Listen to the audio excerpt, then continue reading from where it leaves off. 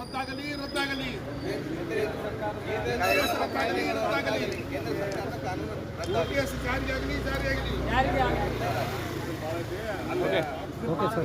ಅಖಿಲ ಭಾರತ ನೌಕರರ ಒಕ್ಕೂಟದ ಕರೆ ಮೇರೆಗೆ ನಮ್ಮ ಬಿಜಾಪುರ ಬ್ರಾಂಚ್ದಿಂದ ನಾವು ಸಹ ಇವತ್ತು ಕೇಂದ್ರ ಸರ್ಕಾರದ ಈ ನೀತಿಯನ್ನು ಖಂಡಿಸಿ ನಿವೃತ್ತಿ ನೌಕರರ ತುಟ್ಟಿ ಭತ್ಯೆ ಹಾಗೂ ಫೈನಾನ್ಷಿಯಲ್ ಬೆನಿಫಿಟನ್ನು ಕಟ್ ಮಾಡುವಂಥ ವಿಧೇಯಕವನ್ನು ರದ್ದುಗೊಳಿಸಬೇಕು ಅನ್ನುವಂಥ ಒಂದು ವಿಷಯವನ್ನು ಮುಂದಿಟ್ಟುಕೊಂಡು ಸುಮಾರು 9 ಬೇಡಿಕೆಗಳು ಇವತ್ತು ದೇಶಾದ್ಯಂತ ಮಾನ್ಯ ಪ್ರಧಾನಮಂತ್ರಿಗಳಿಗೆ ಮನವಿ ಸಲ್ಲಿಸುವ ಕಾರ್ಯಕ್ರಮದ ಕೇಂದ್ರ ಸರ್ಕಾರದ ಕರೆ ಮೇರೆಗೆ ಇವತ್ತು ನಿವೃತ್ತ ಅಂಚಿನಲ್ಲಿರುವ ನಮ್ಮ ಎಲ್ಲ ನೌಕರರ ಬೇಡಿಕೆಯನ್ನು ಮುಂದಿಟ್ಟುಕೊಂಡು ಇವತ್ತು ನಾವು ಸಹ ಬಿಜಾಪುರ ಜಿಲ್ಲಾಧಿಕಾರಿಗಳ ಮುಖಾಂತರ ಕೇಂದ್ರ ಸರ್ಕಾರಕ್ಕೆ ಮನವಿಯನ್ನು ಸಲ್ಲಿಸಲು ಇಲ್ಲಿ ಇವತ್ತಿನ ದಿವಸ ಎಲ್ಲ ಸೇರಿದ್ದೇವೆ. ಹಾಗೂ ಮುಂದಿನ ದಿನಮಾನದಲ್ಲಿ ಇದನ್ನು ರದ್ದುಗೊಳಿಸದೇ ಇದ್ದರೆ ನಿವೃತ್ತ ನೌಕರರು ಉಗ್ರ ಹೋರಾಟ ಮಾಡ್ತೀವಿ ಕೇಂದ್ರ ಸರ್ಕಾರಕ್ಕೆ ಒಂದು ಎಚ್ಚರಿಕೆಯನ್ನು ಕೊಡುತ್ತಾ ಮುಂದಿನ ದಿನಮಾನದಲ್ಲಿ ತಕ್ಷಣ ಕೇಂದ್ರ ಸರ್ಕಾರ ಎಚ್ಚೆತ್ತುಕೊಂಡು ಈ ನಮ್ಮ ಬೇಡಿಕೆಯನ್ನು ಈಡೇರಿಸಬೇಕಂತೇಳಿ ಮಾನ್ಯ ಜಿಲ್ಲಾಧಿಕಾರಿಗಳ ಮುಖಾಂತರ ನಾವು ಪ್ರಧಾನಮಂತ್ರಿಗಳಿಗೆ ಒಂದು ಮನವಿಯನ್ನು ಸಲ್ಲಿಸಲಾಯಿತು. ಚಂದ್ರಶೇಖರ್ ಲೆಂಡಿ, ಜಿಲ್ಲಾ ನಿವೃತ್ತ ನೌಕರರ ಒಕ್ಕೂಟ, ಬಿಜಾಪುರ.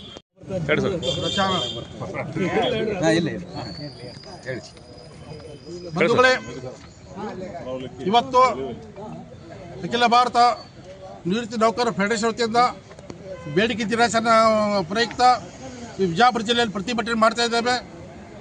ಎಲ್ಲ ಡೆಲ್ಲಿಯಿಂದ ಕಾಶ್ಮೀರ ಕನ್ಯಾಕುಮಾರಿವರೆಗೂ ಎಲ್ಲ ನಿವೃತ್ತ ಸರ್ಕಾರಿ ನೌಕರರುಗಳು ಇವತ್ತು ಬೀದಿಗಿದ್ದು ಸರ್ಕಾರ ವಿರುದ್ಧ ಆಕ್ರೋಶಗೊಂಡು ಹೋರಾಟ ಮಾಡ್ತಾ ಇದ್ದಾರೆ.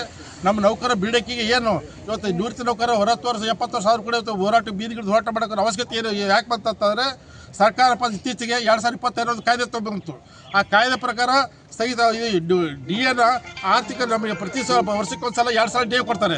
2 ಸಲ ಡೇವ್ ಕೊಡೋ ಮುಖಾಂತರ ನೌಕರರಿಗೆ ಈ ಬೆಲೆ ಸೂಚಕ ಅನುಗುಣವಾಗಿ ಅದು ಬೇಡಿಕೆ ಬೆಲೆ ಸೂಚಕ ಅನುಗುಣವಾಗಿ ಆರ್ಥಿಕ ಮಟ್ಟವನ್ನು ಸ್ಥಿರಗೊಳಿಸುವ ಸಂಬಂಧ ಡಿ ಕೊಡ್ತಾರೆ. ಆ ಡಿ ಏನಪ್ಪ ಅಂತಾರೆ ಈ ಕೇಂದ್ರ ಸರ್ಕಾರ ಸ್ಥಗಿತಗೊಳಿಸಿದ್ದಾರೆ, ಸ್ಥಗಿತಗೊಳಿಸ ಕಾಯ್ದೆ ತಂತಾರೆ. ಈ ಸ್ಥಗಿತಗೊಳಿಸೋ ಮುಖಾಂತರ ಆರ್ಥಿಕ ನಷ್ಟ ಆಗುತ್ತೆ. ಈಗೇನು ಪೆನ್ಷನ್ ತೆಗೆದುಕೊತಾರೆ ಅದಕ್ಕೆ ಸ್ಟಿಕನ್ ಆಗ್ಬಿಡ್ತದೆ, ಸಾಯುವವರೆಗೆ ಅಷ್ಟೇ ಪೆನ್ಷನ್ ತಗೋಬೇಕು. ಈ ಒಂದು ಡಿಮ್ಯಾಂಡ್ನಿಂದ ಇಡೀ ರಾಷ್ಟ್ರೀಯ ಮಟ್ಟದಲ್ಲಿ ನಿವೃತ್ತ ಸರ್ಕಾರವರು ಭಾಳ ಆಕ್ರೋಶಗೊಂಡಿದ್ದಾರೆ, ಮಾನಸಿಕವಾಗಿ ನೊಂದಿದ್ದಾರೆ. ಈ ಆಕ್ರೋಶ ಮುಖಾಂತರ ಸರ್ಕಾರ ನೌಕರು ಬೀದಿಗಿಳಿದಪ್ಪ ಸರ್ಕಾರ ವಿರುದ್ಧ ಗೋಷ್ಠಿಗೆ ಹೋಗಂತ ಹೋರಾಟ ಮಾಡ್ತಾ ಇದ್ದೇವೆ. ಈ ಒಂದು ಕಾಯ್ದೆ ಕೂಡ ರದ್ದುಗೊಳಿಸಬೇಕು. ನಿವೃತ್ತಿ ನಂತರ ಸರ್ಕಾರ ಪತ್ತಾರೆ ಕೇಂದ್ರ ಸರ್ಕಾರ ಘನತೆ ಬದುಕಿಸಲಿಕ್ಕೆ ಇನ್ನೂ ಹೆಚ್ಚು ಸೌಲಭ್ಯ ಕೊಡಬೇಕು. ಆದರೆ ಉಲ್ಟಾ ಸರ್ಕಾರ ಇವುಗಳು ಅಂದರೆ ಪೆನ್ಷನ್ ಅಷ್ಟೇ ಸಹಿಸಿಕೊಡ್ಬೇಕಂದ್ರೆ ಆರ್ಥಿಕ ಅಭದ್ರತೆ ಉಂಟು ಮಾಡಿದ್ರೆ ಆರ್ಥಿಕ ಅಭದ್ರತೆ ಅಂತಾರೆ. ಜನ ಜೀವನ ಮಟ್ಟ ಕುಸಿತಾ ಇದೆ. ಈ ಒಂದು ಬೆಲೆ ಏರಿಕೆ ಸೂಚಕವಾಗಿ ಕೇಂದ್ರ ಸರ್ಕಾರ ಕಾಯ್ದೆ ರದ್ದುಗೊಳಿಸಿ ನಮಗೆ ಏನು ರೆಗ್ಯುಲರ್ ಆಗಿ ಸರ್ಕಾರ ನೌಕರಿ ಪೆನ್ಷನ್ ಕೊಡ್ತಾರೆ, ಅದೇ ರೀತಿ ನಮಗೂ ಕೂಡ ರೆಗ್ಯುಲರ್ ಸರ್ಕಾರ ಸಂಬಳ ಕೊಡ್ತಾರೆ. ಆ ಪ್ರಕಾರ DA ಕೂಡ ಜಾಸ್ತಿ ಕೊಡಿಸಬೇಕು ಅಂತಕ್ಕಂಥ ಈ ಮೂಲಕ ಆಗ್ರಹ ಪಡ್ತಾ ಇದ್ದೀನಿ.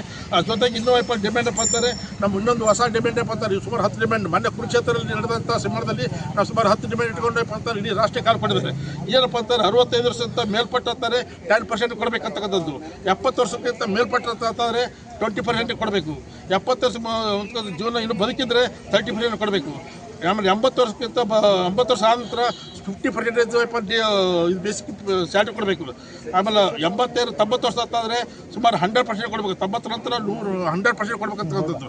ಆದರೆ 60 ವರ್ಷಕ್ಕೆ 60 ವರ್ಷ ಎಷ್ಟೋ ಕಾಯಿಲೆ ಬಂದು ಸತ್ತು ಹೋಗ್ತಿರ್ತೀವಿ. ಆದರೆ ಅವರು ಆಯುಷ್ಯ ಗಟ್ಟಿರ್ತಾರೆ, ಆರ್ಥಿಕವಾಗಿ ಭದ್ರತೆ. ಈ ಒಂದು ಜಾಸ್ತಿ ಮಾಡೋದ್ರ ಮುಖಾಂತರ ನೌಕರಿಗೆ ಮೆಡಿಕಲ್ ಅಲೋಸ್ ನಮಗೆ ಈಸಿಯಾಗಿ ಸಿಗುತ್ತೆ. ಈ ನಮ್ಮ ಮೆಡಿಕಲ್ ಅಲೋಸ್ ಅದು ಪಡ್ಕೊಳ್ಳೋಕೆ ಅನುಕೂಲ ಆಗುತ್ತೆ. ಅದಕ್ಕೆ ವೈದ್ಯಕೀಯ ಸೌಲಭ್ಯ ಪಡ್ಕೊಳ್ಳೋಕೆ ಈ ರೀತಿಯಲ್ಲಿ ಕೊಡಬೇಕಂತಕ್ಕಂಥ ನಮ್ಮ ಡಿಮ್ಯಾಂಡ್ ಅದ. ಜೊತೆಗೆ ಅಂತಂದರೆ ಹಿರಿಯ ನಾಗರಿಕ ಅಂತಾರೆ ರಿಯಾಯಿತಿ ಕೊಡಬೇಕು.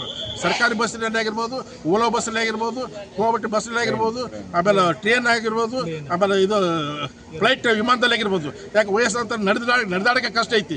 BP, ಶುಗರ್, ಕಿಡ್ನಿ ಹಲವಾರು ಸಮಸ್ಯೆಗಳ ರೋಗ ಇರ್ತವೆ. ಆ ಒಂದು ನೀತಿಯಾಗಿ ಸರ್ಕಾರ ಇಡೀ ದೇಶ ಸುತ್ತಾಡಬೇಕಲ್ಲ. ನಾವು ಇಡೀ ಕುಟುಂಬ ಸಲುವಾಗಿ ನಾವು ಜನ ದಾರಿ ಇರ್ತೀವಿ. ನಿವೃತ್ತಿ ನಂತರ ನಮ್ಮ ಇಡೀ ದೇಶ ನೋಡಬೇಕು. ನಮ್ಮ ದೇಶ ಯಾವ ರೀತಿ ಅಂತಕ್ಕಂಥ ಹಿನ್ನೆಲೆಯಲ್ಲಿ ನಮ್ಮ ನಿವೃತ್ತಿ ನಂತರ ಘನತೆ ಬದುಕು ಸಾಗಿಸಲಿಕ್ಕೆ ರಿಯಾಯಿತಿ ಕೊಡೋದ್ರ ಮುಖಾಂತರ ನಿವೃತ್ತ ಪ್ರಯಾಣ ವೆಚ್ಚ ಕಡಿಮೆ ಮಾಡೋದ್ರ ಮುಖಾಂತರ ನೌಕರಿಗೆ ಅಂತಾರೆ ಇಡೀ ಪ್ರಯಾಣ ಕುಟುಂಬ ಸಮೇತವಾಗಿ ಪ್ರಯಾಣ ಮಾಡ್ಕೊಳ್ಳೋಕ್ಕೆ ರಿಯಾಯಿತಿ ಕೊಡಬೇಕಂತಕ್ಕಂಥ ಈ ಡಿಮ್ಯಾಂಡ್ ಇವೆ. ಸೊ ಅದ್ರ ಜೊತೆಗೆ ಕೋವಿಡ್-19 ಅಂಥ ಸಂದರ್ಭದಲ್ಲಿ ಸರ್ಕಾರ ಇನ್ನು ಎಷ್ಟೋ ಕೆಲವು ಜನ ಸರ್ಕಾರ ನೌಕರು ಮರ್ತು ಬಿಟ್ಟಿದ್ದಾರೆ. ಕೋವಿಡ್-19 ಶಿವಸೇನೆ ಎಷ್ಟೋ ಜನ ಪ್ರಾರಂಭ ಸತ್ತು ಹೋಗಿದ್ದಾರೆ ಜನ. ಆ ಸಂದರ್ಭದಲ್ಲಿ DA ಅಂತ ಸುಮಾರು 18 ತುಟ್ಟಿ ಬತ್ತ ಸರ್ಕಾರ ರದ್ದುಗೊಳಿಸಿದ್ರು. ಆ ರದ್ದುಗೊಳಿಸಿಯಪ್ಪ ತುಟ್ಟಿ ಅಂತೇಳಿ ಕೊಡಿಲ್ಲ. ಈ 18 ತಿಂಗಳು ತುಟ್ಟಿ ಬರ್ತದೆ ಸುಮಾರು 4,000 ಕೋಟಿ ಐತಿ ಸರ್ಕಾರದ ಮೇಲೆ. ಆ ನಿವೃತ್ತಿ 4,000 ಕೋಟಿ ಅದಲ್ಲ, ಇಂಟ್ರೆಸ್ಟ್ ಹಾಕಿ ನಾವು ಕೊಟ್ಟರೆ ನಮ್ಗೆ ಆರ್ಥಿಕವಾಗಿ ಅನುಕೂಲ ಆಗುತ್ತೆ. ಅದಕ್ಕೆ ಕೇರಳದಲ್ಲಿ ಕೊಟ್ಟಿದ್ದಾರೆ, ಕೆಲವು ಸ್ಟೇಟ್ದಲ್ಲಿ ಕೊಟ್ಟಿದ್ದಾರೆ.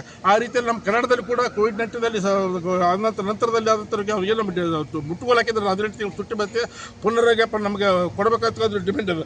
ಸೊ ಎಲ್ಲ ಡಿಮ್ಯಾಂಡ್ ಇಟ್ಕೊಂಡು ಆಮೇಲೆ ಜೊತೆಗೆ ಕಂಪಿಟೇಷನ್ 15 ವರ್ಷ ನಂತರ ನಮ್ಮ ಕಂಪಿಟೇಷನ್ ಕೊಡ್ತಾರೆ. ಅದನ್ನ ಸುಮಾರು 11 ವರ್ಷಕ್ಕೆ ಅಂತಂದ್ರೆ ನಿಲ್ಲಿಸ್ಬೇಕಂತ ಇದು ಅನುಕೂಲ ಆಗುತ್ತೆ. ಯಾಕಂತಾರೆ ಈ 70 ವರ್ಷ ನಂತರ ಎಷ್ಟು ಜನ ಬದುಕುತ್ತೋ ಒಂದು ಗ್ಯಾರಂಟಿ ಇಲ್ಲ. ಈಗ ರಾತ್ರಿ ಮಾಡ್ಕೊಡ್ತಾರೆ, ಬೆಳಗ್ಗೆ ಸತ್ತೋಗ್ಬಿಡ್ತಾರೆ. ಈ ಮನುಷ್ಯನ ಆಯುಷ್ ಕಡಿಮೆ ಆಗ್ತಾ ಇದೆ. ಆ ಹಿನ್ನೆಲೆ ಏನಪ್ಪ ಅಂತಾರೆ ನಮಗೆ 11 ವರ್ಷ ಗಳಿಸ್ಬೇಕು ಅಂತಕ್ಕಂಥದ್ದು. ಆಮೇಲೆ ಜೊತೆಗೆ ಕಾರ್ಮಿಕ ಕಾಯ್ದೆಗಳನ್ನು ಜಾರಿ ತಂದರೆ ಕೇಂದ್ರ ಸರ್ಕಾರ 4 ಕಾರ್ಮಿಕ ನೀತಿ ಏನಪ್ಪ ಅಂತ ಇಡೀ ಅದ್ರ ವಿರುದ್ಧವಾಗಿ ಈಗಾಗಲೇ ರಾಷ್ಟ್ರಾದ್ಯಂತ ಕಾರ್ಮಿಕರು ನೌಕರರೆಲ್ಲ ಪ್ರತಿಭಟನೆ ಮಾಡಿದ್ದಾರೆ. ಆ ಹಿನ್ನೆಲೆ ಇದರಲ್ಲಿ ಕೂಡ ಇದ್ರ ಜೊತೆ ನಮ್ಮ ಡಿಮ್ಯಾಂಡ್ ಅದ. ಯಾಕಂದರೆ ನಾವು ಯಾವುದೇ ಒಂದು ಆರ್ಥಿಕ ಸಮಸ್ಯೆ ನಾವು ಏಳಿಸ್ಬೇಕಾದ್ರೆ ಸರ್ಕಾರಕ್ಕೆ ಮುಗಿ ಪತ್ರ ಕೊಡಬೇಕಾಗುತ್ತೆ, ಪ್ರತಿಭಟನೆ ಮಾಡಬೇಕಾಗುತ್ತೆ, ಚಳವಳಿ ಮಾಡಬೇಕಾಗುತ್ತೆ, ಧರಣಿ ಮಾಡಬೇಕಾಗುತ್ತೆ. ಅಂಥ ಸಂದರ್ಭದಲ್ಲಿ ಸರ್ಕಾರ ಚಳವಳಿ ಮಾಡಬೇಡ್ರಿ, ಸಂಘಟನೆ ಕಟ್ಟಬೇಡ್ರಿ, ರಾಜಿ ಮಾಡ್ಕೊಡ್ಬೇಡ, ನಾವು ಎಷ್ಟು ಕೊಡ್ತೀವಿ ಅಷ್ಟೇ ತಿಳ್ಕೊಂಡು ಗುಲಾಮಗಿರಿಯಲ್ಲಿ ವ್ಯವಸ್ಥೆ ಇದು ಮಾಡ್ತೇವೆ ಅಂತ ಅರಾಜಕತೆ ವ್ಯವಸ್ಥೆ ನಿರ್ಮಾಣ ಆಗಿ ತರ್ತಾ ಇದ್ವಿ. ಈ ದುಡ್ಡು ಪೆನ್ಷನ್ ಕೊಡ್ತಕ್ಕಂಥದ್ದು ಸರ್ಕಾರಪ್ಪ ಅಂತ ನಮ್ಗೆ ಭಿಕ್ಷೆ ಅಲ್ಲ, ಅದು ಯಪ್ಪ ನಮ್ಮ 35-40 ಸೇವಿಸೋದು ನಮ್ಮ ಹಕ್ಕದು. ಆ ನಿಟ್ಟಿನಲ್ಲಿ ಕೊಳ್ಳೇಬೇಕಂತಕ್ಕಂಥದ್ದು ಇದೆ. ಆ ಜೊತೆಗೆ ಈ ಥರ ನಾವು ಡಿಮ್ಯಾಂಡ್ಗಳು ನಾವು ಹೋರಾಟ ಮಾಡ್ತಾ ಇದ್ದೀವಿ. ಇದನ್ನು ಇಡೀ ನಾವು ಪ್ರಚಾರ ಮಾಧ್ಯಮ ಮುಖಾಂತರ ಎಲ್ಲರಿಗೆ ಕೇಂದ್ರ ಸರ್ಕಾರಕ್ಕೆ ಹೋಗುವ ಹಾಗೆ ತಾವು ಕೂಡ ಒಂದು ಪ್ರಯತ್ನ ಮಾಡಬೇಕಂತಕ್ಕಂಥದ್ದು.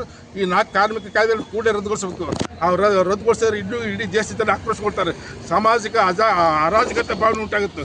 ನೌಕರಿ ಯಾಕಂದ್ರೆ ಯಾವುದೇ ಸಂಘಟನೆ ಸಮಸ್ಯೆ, ರೈತ ಸಮಸ್ಯೆ ಆಗಿರ್ಬೋದು, ಕಾರ್ಮಿಕರಾಗಿರ್ಬೋದು, ಕೂಲಿಕರಾಗಿರ್ಬೋದು, ಶಿಕ್ಷಕರಾಗಿರ್ಬೋದು, ಯೋಜನೆ ಆಗಿರ್ಬೋದು, ಅಂಗನವಾಡಿ ಟೀಚರ್ಸ್, ಯಾವುದೇ ಸಂಘಟನೆ ಆ ಬೇಡಿಕೆಯನ್ನು ಸಲುವಾಗಿ ಹೋರಾಟ ಮಾಡಿದ್ವಿ, ಅರೆಸ್ಟ್ ಮಾಡ್ತೀವಿ, ಜೈಲಿಗೆ ಹಾಕ್ತೀವಿ, ದಂಡ ಕೊಡ್ರಿ. ಮತ್ತು ಈ ಥರ ಮಾಡಿದ್ರೆ ನಾವು ಯಾವ ವ್ಯವಸ್ಥೆಯಲ್ಲಿದ್ದೀವಿ? ನಾವು ಬ್ರಿಟಿಷರ ವಿರುದ್ಧ ಹೋರಾಟ ಮಾಡಿ ನಾವು ಸ್ವತಂತ್ರ ಪಡ್ಕೊಂಡು ಇವ್ರು ನಮ್ಮವರಾಗಿ ನಮ್ಮನೆ ಪಂತಾದ್ರೆ ಸಾಯಿಸಲಕ್ಕೆ ಹೋಗ್ತಾಯಿದ್ದಾರೆ. ಅದಕ್ಕೆ ಈ ಕಾರ್ಮಿಕ ಕಾಯ್ದೆಯನ್ನು ಕಂಪ್ಲೀಟ್ ರದ್ದುಗೊಳಿಸ್ಬೇಕಂತ ಈ ಮೂಲಕ ಮನವಿ ಮಾಡ್ಕೊಳ್ತಿದ್ದೀನಿ. ನನ್ನ ಹೆಸರು ಸುರೇಶ್ ಜಿಬಿ ಅಂತೇಳಿ, ನಿವೃತ್ತಿ ನೌಕರರು ಕೂಡ ಸಂಚಾರ. ಸರಿ, ಬರೋ ಕೇಂದ್ರದ ಕ್ಯಾಬಿನೆಟ್ದಲ್ಲಿ ಈ ಬೇಡಿಕೆಗಳೈತಲ್ಲ ಈಡೇರಿಲ್ಲ ಅಂದ್ರೆ ಮುಂದಿನ ದಿನಗಳಲ್ಲಿ ಯಾವ ರೀತಿ ಹೋರಾಟ ಮಾಡೋದು? ಉಗ್ರ ಹೋರಾಟ ಮಾಡ್ತಾರೆ. ಸರಿಯಾಗಿ ನಮ್ಮ ರಾಷ್ಟ್ರೀಯ ಮಟ್ಟ ಸಂಘಟನೆ ಅದು. ನಾವು ಮೀಟಿಂಗ್ ಮಾಡ್ತೀವಿ, ನ್ಯಾಷನಲ್ ಕಮಿಟಿ ಏನು ತೀರ್ಮಾನ ತೆಗೆದುಕೊಳ್ತದೆ ಅದು ನಾವು ಜಾರಿಗೊಳಿಸ್ತಕ್ಕಂಥ ಕೆಲಸ ನಾವು ಮಾಡ್ತೀವಿ. ಅದು ಮುಂದೆ ಅವರು ಕುಟುಂಬ ಸಮಿತಿ ಹೋರಾಟ ಮಾಡ್ತಾರೆ. ನಮ್ಮ ನಿವೃತ್ತಿ ನೌಕರರು ನಾವು ಕುಟುಂಬ ಸಮಿತಿಯ ಮೆಂಬರ್ ಗಂಡ ಹೆಂಡತಿ ಮಕ್ಕಳು ಕೂಡ ಬೀದಿಗೆ ಬಿದ್ದು ಹೋರಾಟ ಮಾಡ್ತೀವಿ.